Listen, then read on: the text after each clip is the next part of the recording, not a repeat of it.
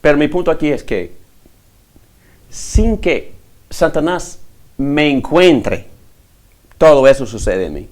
No, está en uno. Sí, está en mí. En el corazón. Satanás, por supuesto, sí, puede venir y puede tentarme más y puede agreviar lo que está en mí, pero sin él estoy suficientemente capaz para desarrollar todo esto. Obviamente hay muchísima evidencia bíblica de que todo ser humano es creado a la imagen de Dios.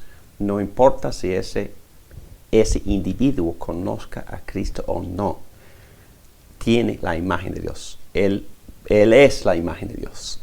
Y por esa misma razón, la Biblia puede enseñar en Génesis capítulo 9 la pena de muerte por el asesinato, porque cada hombre es hecho a la imagen de Dios. Es el argumento que se usa ahí, porque todo ser humano fue creado y es la imagen de Dios.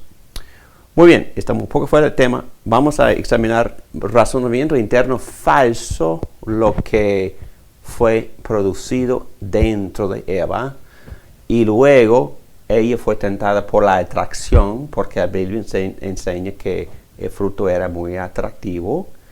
Y luego cruza fronteras y toca y come.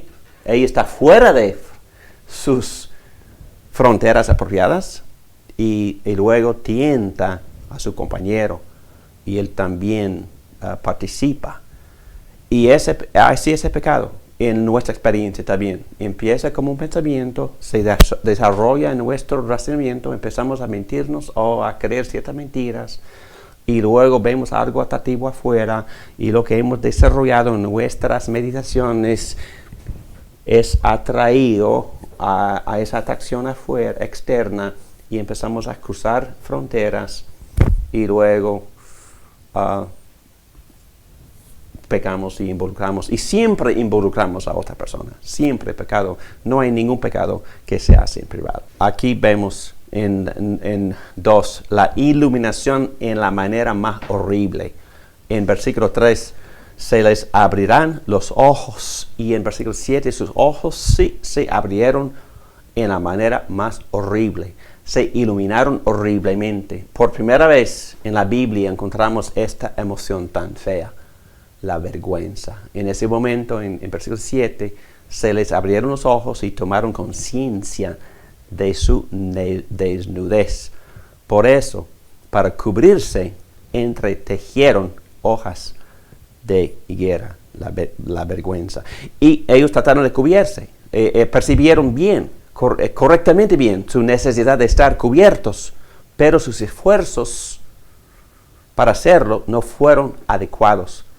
Dios inmediatamente fue vindicado. Lo que él había dicho era verdadero y lo que la serpiente había dicho era falso. Y rápidamente quisiera hablar un poco más de punto 5, la ruptura o las separaciones. Eran varias, ¿verdad? El hombre separado de Dios porque trató de esconderse. El hombre separado de sí mismo porque sentía vergüenza y miedo y culpa y echó culpa a Eva. El hombre separado del hombre evidenciado por echar culpa a Eva. El hombre separado de la creación evidenciado porque ya la tierra es maldita y no coopera con los esfuerzos del hombre para poder dominarla. Muy bien, rápidamente, ¿cuántas separaciones hay entre Dios y el hombre? ¿Verdad? Entre hombre y sí mismo. Entre hombre y hombre. Entre hombre y la creación. Y cuando muere, entre cuerpo y espíritu. Y si muere eternamente, queda separado de Dios eternamente en el infierno. Okay. Entonces, otro teólogo, evangelista, filósofo, Francis Schaeffer, que a mí me gusta mucho. Yo leí sus 23 libros. y él habla de estas separaciones en su libro Génesis en tiempo y espacio. Y la muerte es completa, es íntegra. Y aquí vemos las varias separaciones. Y el hombre de sí mismo se experimenta por la vergüenza, el miedo. Y hasta los psicólogos hoy en día escriben un libro que se llama El hombre caminando al lado de sí. No, porque los psicólogos entienden esto. El gran problema de la ¿cómo se llama? Psicosis. O aún de la neurosis. Es que el hombre no tiene muy buen contacto con sí mismo. Y es un hombre muy dividido, muy complejo, muy complicado. Y no se entiende muy bien. Y no sabe cómo discernir sus propias emociones. Y siempre está examinándose, condenándose o exaltándose. Pero no hay, ¿cómo se llama? Concordancia. No hay integridad en la constitución del hombre. Está separado de sí mismo. Está caminando al lado de sí, como si fueran dos personas. Psicosis. Entonces, el pecado hace eso. Yo sé otras cosas lo hacen. Pero esas otras cosas también son resultados o consecuencias del pecado. Porque hay desbalance químico también que lo hace, pero también ese desbalance es consecuencia, resultado del pecado. También hay bacterias, enfermedades, etcétera, etcétera. Otro tipo de problemas psicológicos. Pero todos son consecuencias. Y en sí, el pecado ha producido psicosis y neurosis, en mi punto. Entonces, esas cosas no hubieran ni sucedido si no fuera por la caída, es mi punto. Bueno, vamos a ir un poco más rápido. Aquí abajo, número 7. El echar la culpa a otros, alienación. Yo escuché un sermón que me tocó fuerte. Que el pecado, si no checamos, si no le damos el remedio a esa raíz del infierno que vive en mí, lo que pasa es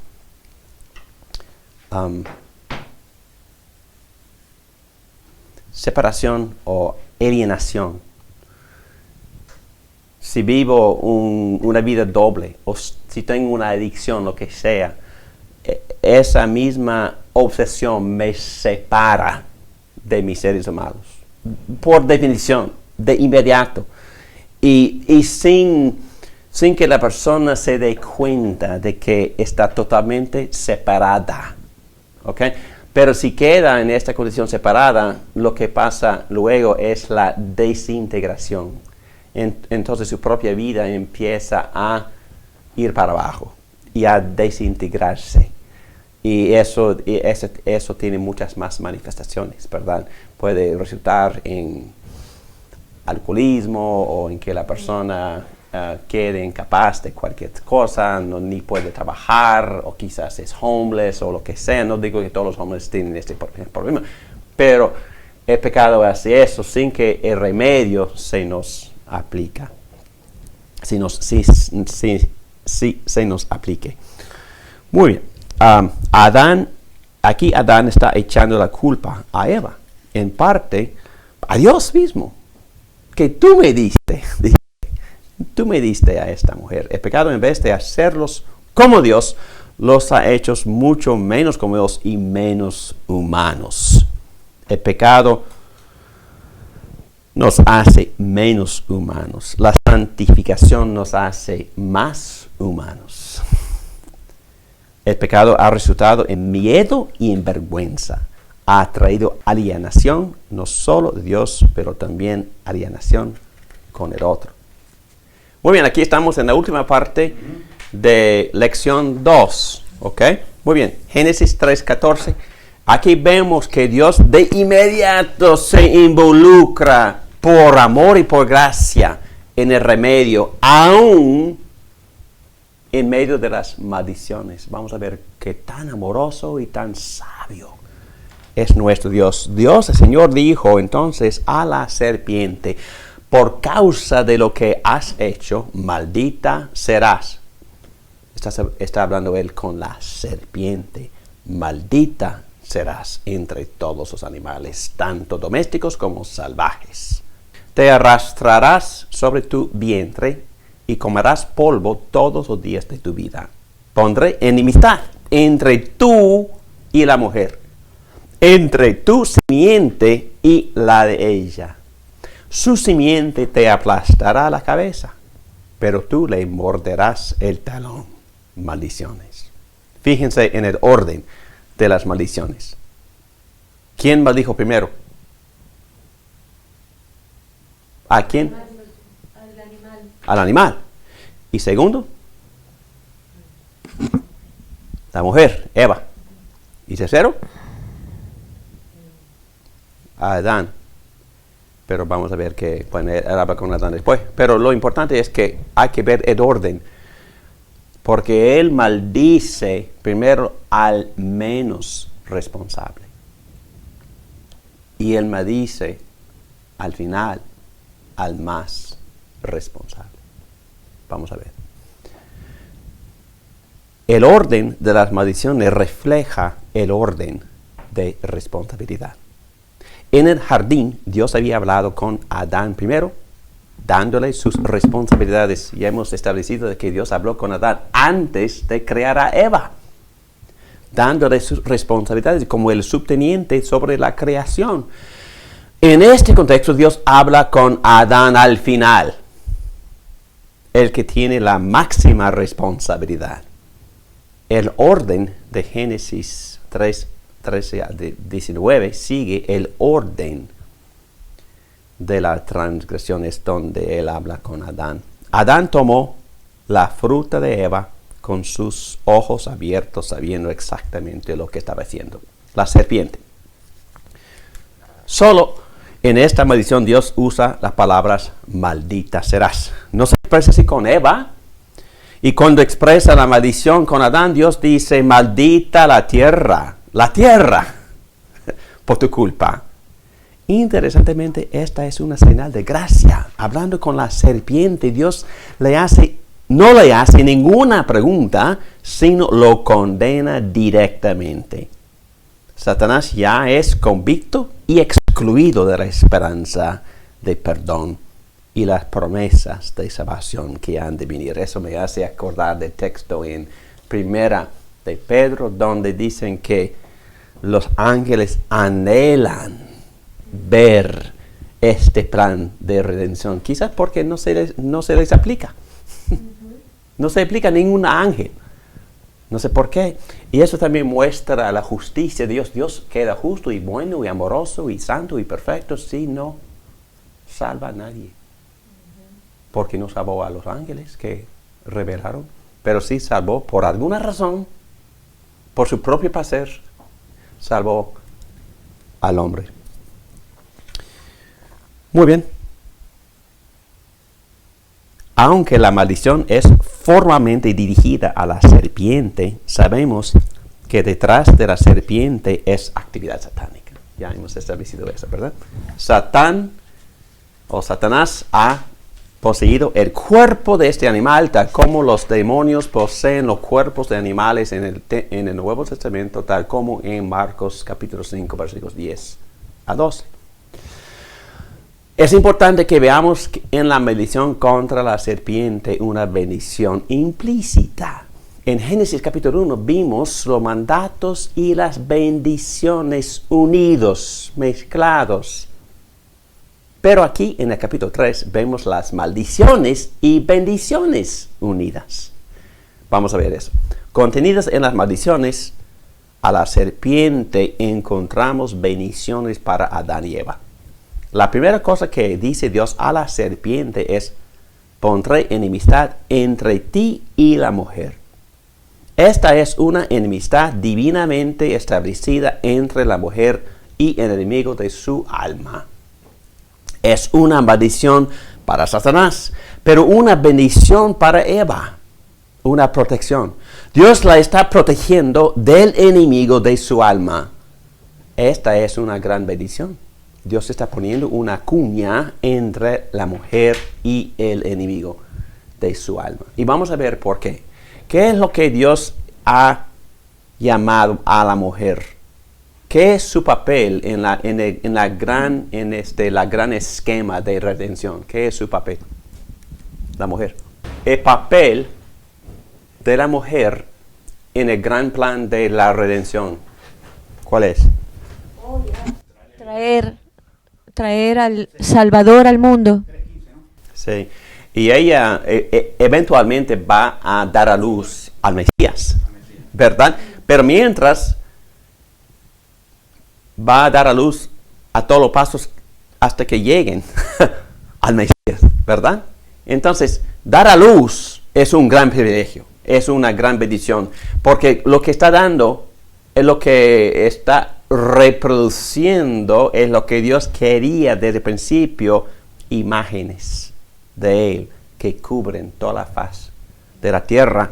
Y algunas de esas imágenes Dios va a restaurar, ¿verdad? Estamos hablando de la conversión. Y la mujer tiene un gran papel, un gran rol en hacer todo esto. Pero también un texto muy explícito en cuanto a todo eso se encuentra en Primera a Timoteo, capítulo 2, versículo 15. Bueno, voy a leer 14. Además, no fue Adán el engañado, sino la mujer. Ella, una vez engañada, incurrió el pecado, pero la mujer se salvará siendo madre y permaneciendo con sensatez en la fe, el amor y la santidad. Es un texto bastante oscuro. Pero yo creo que tiene algo que ver con lo que hemos leído. Aún la petición de la hermana durante el break también es una indicación del gran papel.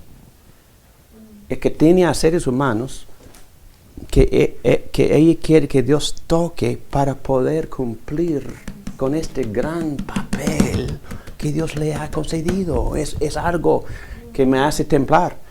Entonces, dar a luz es un gran privilegio que nosotros estamos hablando de un proceso biológico. Estamos participando, la mujer está participando en la gran redención de Dios. Por dar a luz a cualquier ser humano, cualquier criatura hecha a la imagen de Dios, pero esperando que es para su gloria esta simiente. Porque Dios estaba bendiciendo a todas las mujeres santas a través del Antiguo Testamento hasta que Jesús nació de la Virgen María. Por supuesto es una referencia a la Virgen María, pero también es una referencia a papel sumamente alto de la mujer participando como vicerregente, como subteniente, reproduciendo imágenes de Dios sobre la faz de tierra. Y entre todas estas imágenes nació Jesucristo, el gran Redentor del mundo. Entonces, aun en medio de la maldición, Dios está haciendo referencia, protegiendo a la mujer para su gran papel. Esta es una enemistad divinamente establecida entre la mujer y el enemigo de su alma. Es una maldición para Satanás, pero una bendición para Eva. Dios la está protegiendo del enemigo de su alma. Esta es una gran bendición. Dios está poniendo una cuña entre la mujer y el enemigo de su alma. Y vamos a ver cómo funciona, cómo se aplica esta bendición. Aquí vemos el comienzo de la obra de salvación. ¿Dónde comienza? Comienza en medio de la maldición. Dios es tan amoroso, tan bondadoso, tan lleno de gracia, que Él empieza la obra de salvación en medio de la maldición. Dios, basado en pura gracia, toma la iniciativa en la redención del hombre. Él empieza con esta protección para la mujer. Esta enemistad y la protección tiene 3 niveles. Nivel número 1. Nivel individual entre tú y la mujer. ¿Por qué empieza Dios con la mujer? Puesto que la mujer era la que fue seducida primero. Dios le provee el remedio primero a ella. También establece el rol de la mujer en el plan de la redención. Desde este punto en adelante, en el Antiguo Testamento, hay una promesa que la mujer va a llevar la simiente de un Salvador. Eventualmente esta promesa se culminará en Cristo. Y este gran texto que citamos casi todas las clases, Gálatas 3:16, esa simiente prometida a Eva, ¿quién es? Jesucristo. Ese Jesucristo mismo. Dios le había prometido que Eva iba a participar en dar al Mesías al mundo. Nivel individual. Nivel 2. Nivel de las descendencias entre tú y la de ella, entre la simiente de Satanás y la simiente de Eva. ¿Quiénes son? El apóstol Pablo aplica lo que Dios había prometido a Eva, pero también a Abraham. Él tocó la estructura gramatical singular por decir que Cristo fue el que fue prometido por esa promesa. Pero también no cabe duda de que había o hay una aplicación plural. Es que no cabe duda porque lo que vamos a ver, y si uno lee livianamente, el libro de Génesis son 2 líneas. Y la Biblia dice en Génesis que hasta da nombres, y da el nombre de Abel. Abel fue justificado por fe, se dice en Hebreos 11, versículo 4. Pero también menciona al final del capítulo 4 el nombre Set. Adán volvió a unirse a su mujer, versículo 25 del capítulo 4. Y ella tuvo un hijo al que llamó Set, porque dijo, Dios me ha concedido otro hijo en lugar de Abel, porque Caín había matado a Abel, al que mató Caín. También Set tuvo un hijo, a quien llamó Enos. Y desde entonces comenzó a invocar el nombre del Señor. Entonces hay una línea que invoca al nombre del Señor y otra línea que no. Y todos interpretan estas maldiciones a Satanás o a los dos, a Eva, que habrá una descendencia que sale de los que no llaman al nombre del Señor y otra línea que sí. Y eso continúa a través de la historia. Entonces la raza humana se divide en 2 semillas, en otras palabras, en 2 líneas, en 2 generaciones. Los hijos de luz y los hijos de la tiniebla. Correcto. Y nosotros no sabemos exactamente quién pertenece a cuál línea, pero hay 2. Definitivamente hay 2. Y bueno, en el resto de la historia de Génesis, aquí estoy abajo en página 56, vemos 2 descendencias de Eva, 2 líneas, la línea de Caín y la línea de Abel y Set, la simiente mala y la simiente buena. Estoy usando esas palabras de manera muy particular porque no hay nadie bueno, pero por tanto, la simiente de la mujer no es toda la raza humana. Dentro de la raza humana hay simiente buena y simiente mala. Uno de los mayores temas del libro de Génesis es el conflicto entre estas 2 líneas. Lo que Dios está prometiendo es enemistad entre estas 2 líneas, entre la simiente mala que procede de Caín y la simiente buena que procede de Abel el justo, según Hebreos 11. Versículo 4, y Set es justo, como ya hemos leído en Génesis capítulo 4, versículo 26. Entonces, es una bendición prometida a la línea de Eva, los que llamarán al nombre de Dios. Cuando Pablo en Gálatas 3:16 y dice que la semilla es singular, él está hablando de la promesa de Abraham. Hay otro nivel, y se ve este nivel cósmico, nivel del Redentor. Su simiente te aplastará la cabeza, pero tú le morderás el talón. Combate mano a mano. Miles de años antes de la venida del Salvador al mundo, aquí se anuncia que su victoria se ganará a la costa de su muerte, porque las personas de la antigüedad sabían que cuando una serpiente venenosa muerde tu talón, te morirías. La semilla de Eva va a aplastar la cabeza de la serpiente, pero va a morir al hacerlo.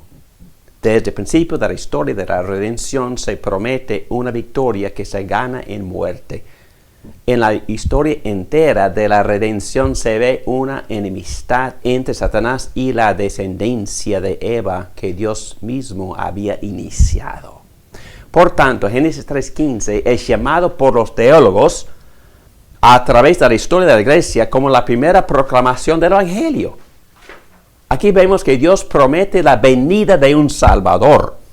Aun dentro de la maldición contra la serpiente se encuentran bendiciones redentoras. Esto quiere decir que Dios no ha dejado a Adán y Eva para sufrir las consecuencias eternas de su pecado. De inmediato, en medio de la maldición, les promete esta bendición redentora. Él ha establecido un programa de redención, el cual se llama el Pacto de Gracia.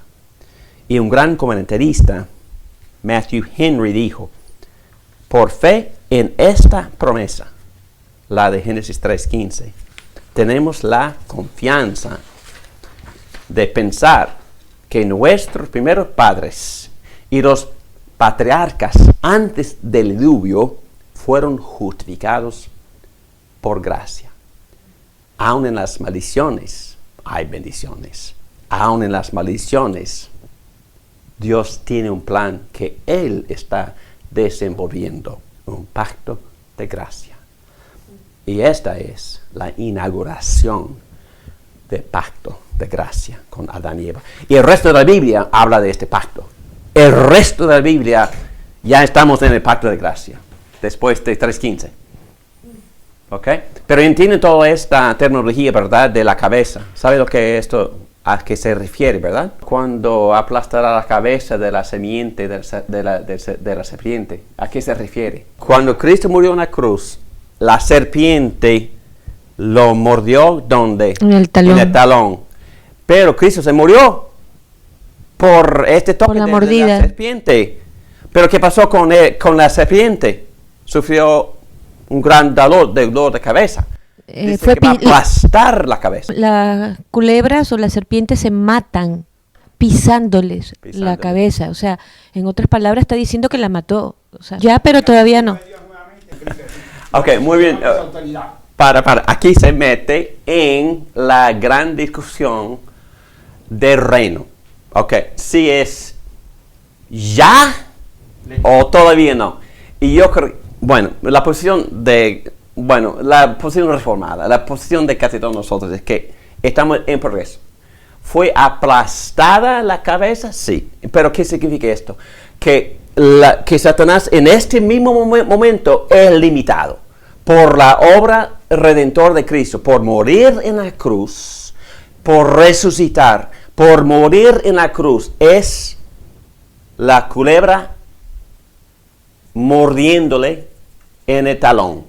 Pero se murió, pero también se resucitó, y por eso el efecto de la muerte y la resurrección de la simiente de Eva, Jesucristo, el efecto es que Satanás sufrió aplastamiento de la cabeza. ¿Qué significa esto? Que Satanás ya está herido, pero terriblemente herido. Todavía tienta, todavía anda, todavía ruge, todavía es un gran problema, pero no tiene la misma influencia que tenía antes. Y por eso el libro de Apocalipsis, estoy metiéndome en una posición específica ahora, se llama amilenio. Pero en Apocalipsis 20 dice que ahora las naciones no quedan engañadas. Porque, ¿qué pasa? El evangelio está expandiéndose. Por eso estamos aquí recordando, grabando esta clase. Porque el evangelio está explotando en algunos lugares, en Sudamérica, en China, en Corea, más que nada en el continente de África. ¿Por qué? porque Satanás tiene gran dolor de cabeza por eso, y no está tan efectivo como antes. El Evangelio está creciendo, está progresando. Y otro punto que tú hiciste muy bien es que nosotros ahora, en este avance del reino, nosotros participamos como iglesia, participamos en aplastar. Aquí dice Pablo en capítulo 16 del libro de Romanos, versículo 20, muy pronto el Dios de paz aplastará a Satanás bajo los pies de ¿quiénes?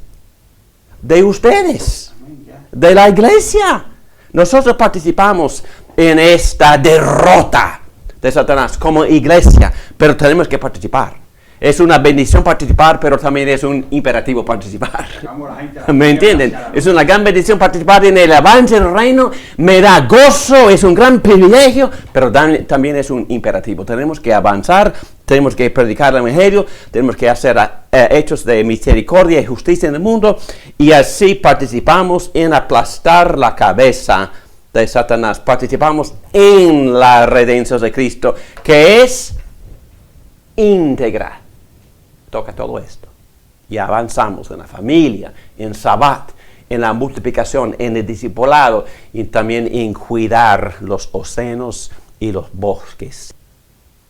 Aún en las maldiciones hay bendiciones, es lo que hemos aprendido. Aún en las maldiciones Dios tiene un plan que Él está desenvolviendo, un pacto de gracia. Y esta es la inauguración del pacto de gracia con Adán y con Eva. Y ya hemos tocado estos puntos: la promesa, la simiente de la serpiente y de la mujer, la victoria del Salvador a costa de su propia muerte. Y Dios estableció en Génesis 3:15 el programa de la redención y inició y crece a través del resto de la Biblia el pacto de gracia. Oremos. Gracias, Padre, por ese gran plan. Gracias por tu misericordia. Gracias por tener misericordia en Eva y en Adán, algo que ellos no merecieron y que nosotros tampoco merecemos por nuestros pecados, pero gracias por la misericordia que tú nos tienes. Gracias, Padre, por enviar a Cristo. Gracias por Cristo estaba dispuesto a sufrir la pena de muerte por nuestros pecados. Gracias por el gran poder mostrado en su resurrección, y ahora gracias por el gran privilegio que nos das a participar en el avance de tu reino aquí en la tierra. Ayúdanos a apropiarnos de todo medio de gracia para que podamos crecer en la santificación y no permitir la raíz del infierno a crecer en nosotros. Pero ayúdanos y darnos, por favor, esta gran motivación de verte glorificado, de ver tu honra y gloria creciendo en el mundo, de ver a más personas arrodillándose ante tu gloria. Y en especial, Padre, gracias por estas promesas de incluir a la simiente nuestra, a nuestros hijos que tú quieres para ti mismo. Y Padre, tú sabes que nosotros aquí en este cuarto tenemos a hijos que hemos consagrado a ti. Algunos sí creen, otros no, pero también vamos a seguir rogándote, apelándote para acordarte si es necesario. No, yo sé que no es necesario, pero nosotros deseamos que tú también entiendas que tomamos muy en serio estas promesas, y para la gloria y por tu gloria deseamos ver el reino crecer, empezando en nuestro corazón, en nuestra familia biológica, con nuestros hijos, con nuestros vecinos, para que tú recibas la gloria. Yo, Padre, te pido que empieces en mí, que tu reino empiece en mi corazón pecaminoso, en mi corazón que tan fácil se desvía.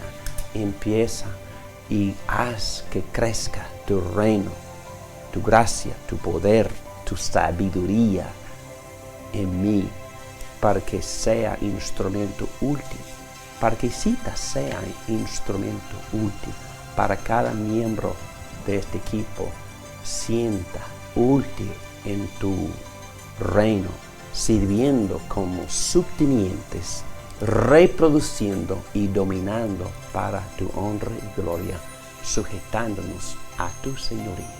en el nombre del Señor de señores, Jesucristo mismo. Gracias por Él. Amén.